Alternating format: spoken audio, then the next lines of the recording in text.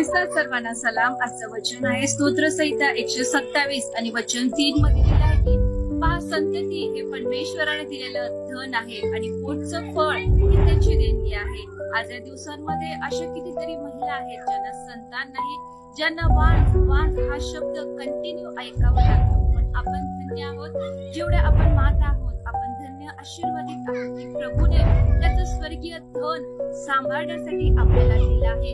त्या योग्यतेचं, त्या पात्रतेचं प्रभूने आपल्याला समजलं आणि ते स्वर्गीय धन सांभाळण्यासाठी आपल्याला दिलं. जगित धन आपण किती उत्तम प्रकारे सांभाळण्याचा प्रयत्न करतो. चोरापासून त्या धनाचं आपण संरक्षण करतो. बँकेमध्ये, लॉकरमध्ये सुरक्षित ते जगित धन आपण ठेवतो.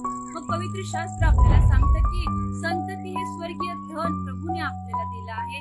या धनाचं आपल्याला कोणापासून संरक्षण करायचंय तर सैतानापासून, या जगातल्या सर्व वाईट व्यसनांपासून, वासनांपासून आपल्या लेकरांचं आपल्याला संरक्षण करायचंय. त्यांना प्रभूमध्ये, प्रभूच्या राज्यामध्ये, प्रभूच्या सेवा कार्यामध्ये आपल्या लेकरांची आपल्याला वाढ करायची आहे. तर या मग प्रभू या मायवारच्या दिवशी सर्व महिलांना सहाय्य करो, कृपा करो.